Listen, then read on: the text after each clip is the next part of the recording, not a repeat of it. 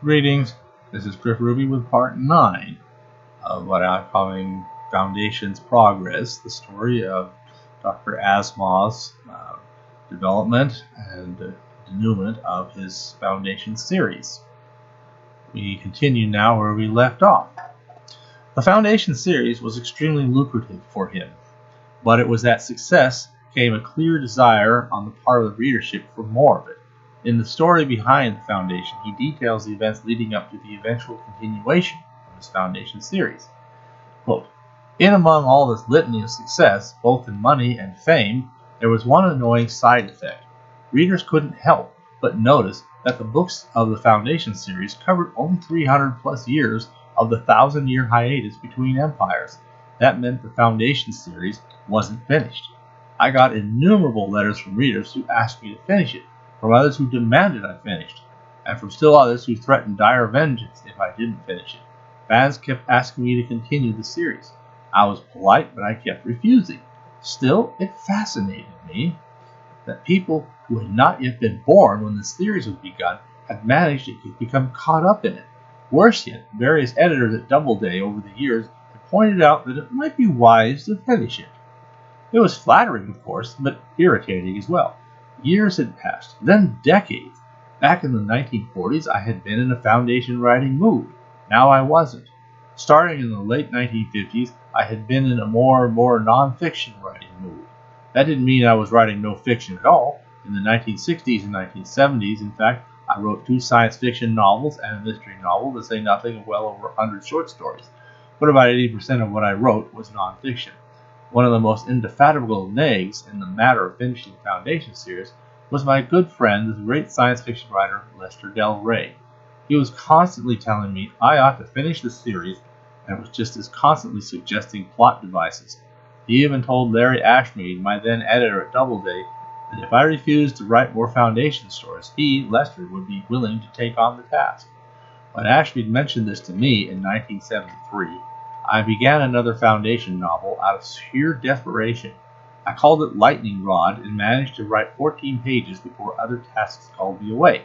The 14 pages were put away and additional years passed. In 1977, Kathleen Jordan, then my editor at Doubleday, suggested I do an important book, a Foundation novel perhaps. I said, I'd rather do an autobiography, and I did, 640,000 words of it. In January 1981, Doubleday apparently lost its temper.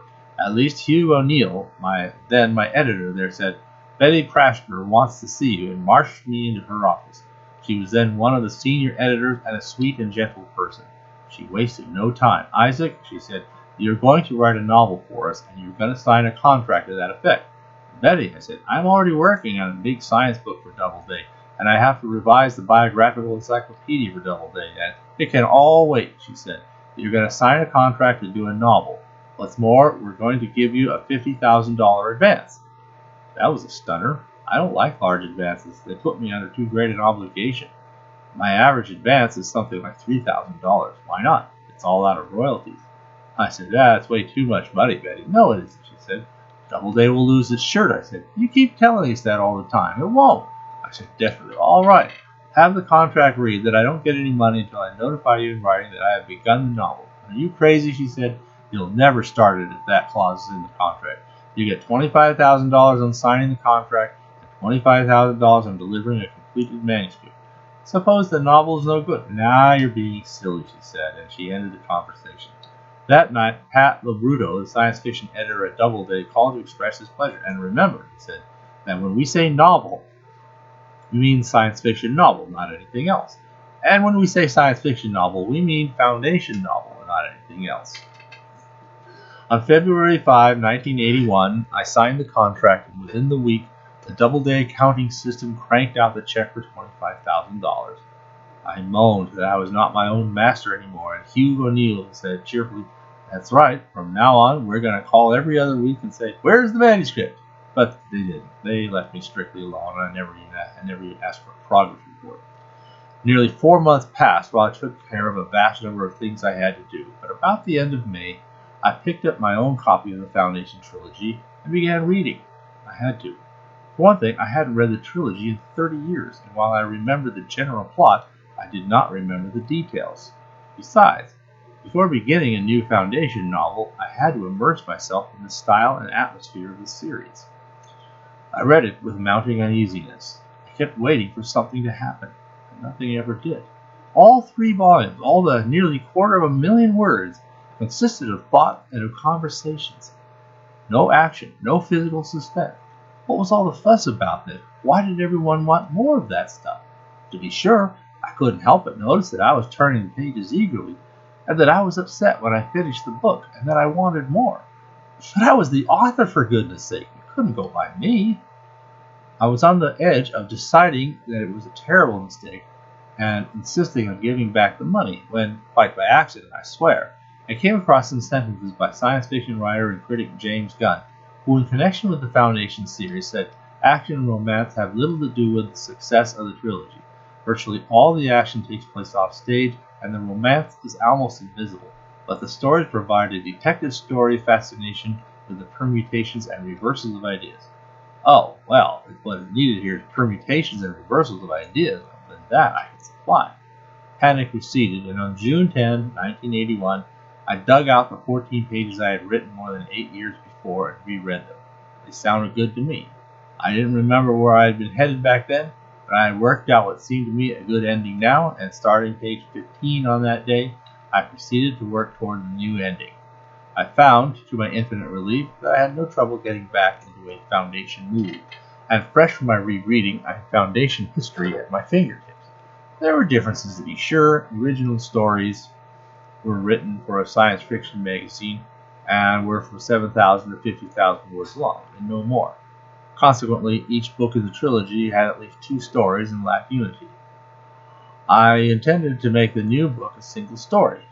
I had a particularly good chance for development, since Hugh said, "Let the book find its own length, Isaac.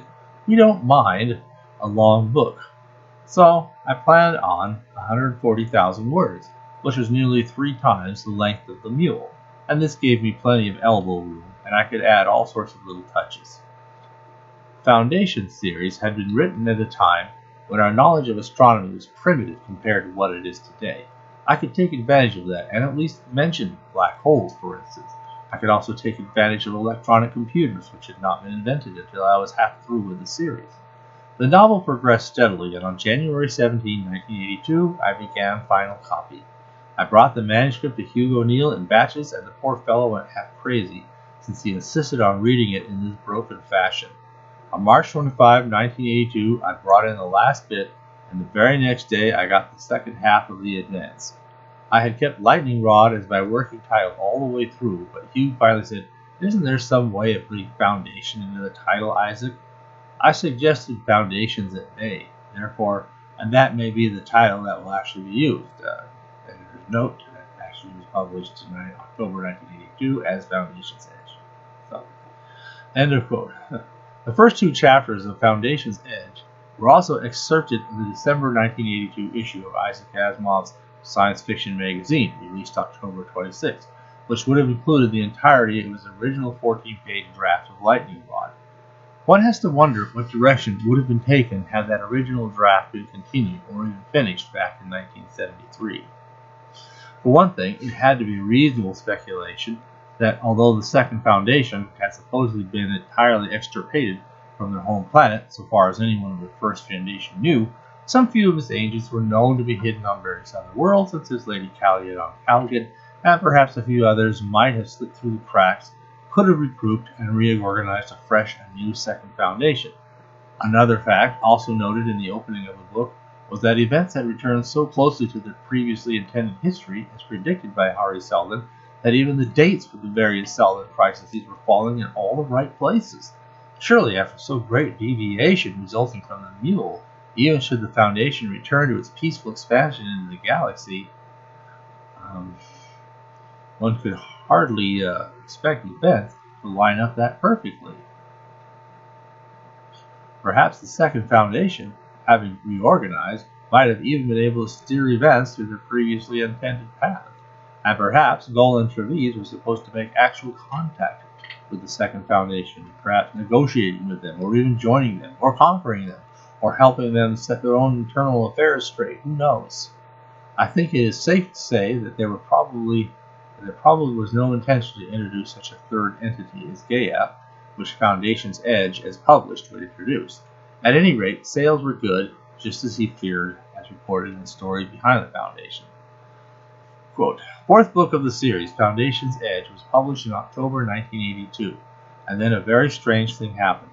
It appeared in the New York Times bestseller list at once. In fact, it stayed on that list for 25 weeks, much to my utter astonishment. Nothing like that had ever happened to me. An editorial published in the April 1992 issue by Isaac Asimov Science Fiction magazine expands on this success a bit more. What's more, quote, when the New York Times bestseller list came out, there was Foundation's Edge in 13th place, and it stayed on the bestseller list for 25 weeks. The Times had no other Doubleday book on its list, and all the Doubleday employees did everything but kiss my hands for, as they said, I had saved Doubleday and their jobs, of course. However, it bothered the hell out of me because I knew that once I had a whopper like Foundation's Edge, Doubleday would never let me go as far as writing a novel was concerned. In fact, when I handed in the manuscript then, even before they had any evidence of its success, they came to me with another contract, and this time they offered me $75,000 as an advance. I couldn't face writing another Foundation, however, so I asked with certain trembling if I could write a robot novel instead. After some hesitation, they said, all right, so I wrote The Robots of Dawn and followed that with Robots and Empire. These are two very good books, though they didn't do quite as well as the Foundation book would have.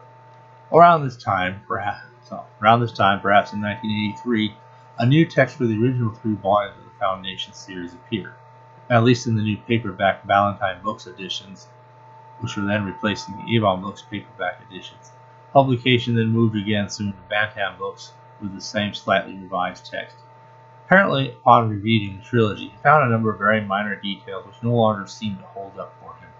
For example, he updated the description of Hari Seldon's computer pad, changed the year for Trantor delayed waste and ruins by 300 years rather than 500. He felt he should say nuclear instead of atomic, or computer clock instead of radium clock.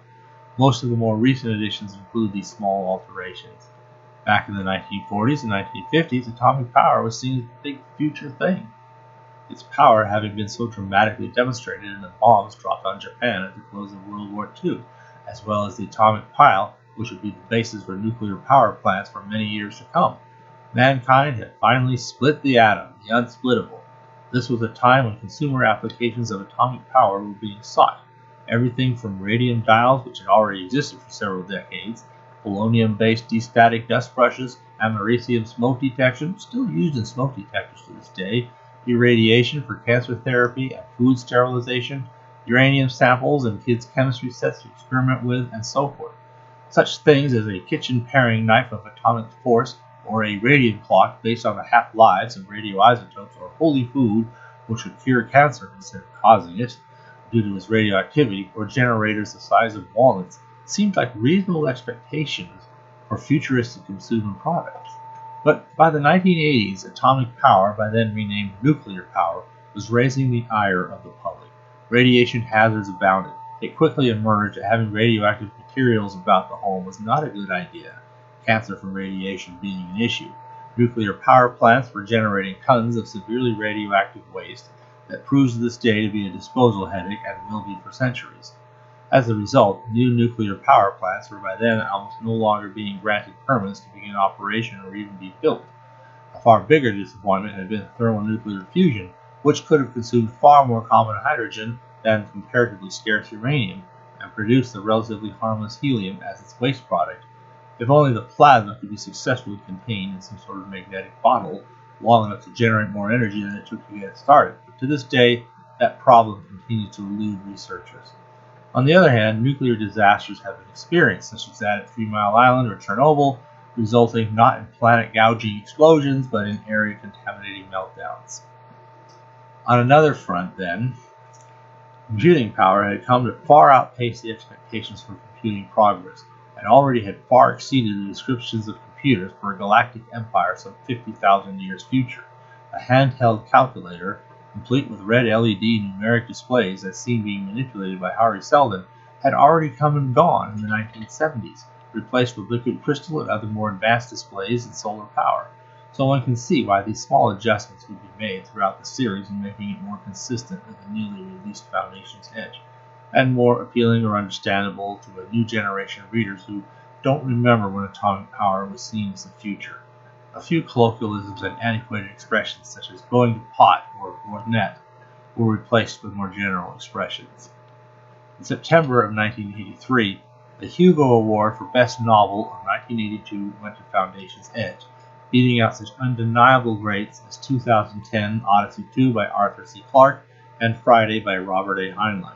This may have been more on account of readership gratitude that the Foundation series was finally being added to, rather than for its content, but in any case, it was a new Hugo for the Foundation.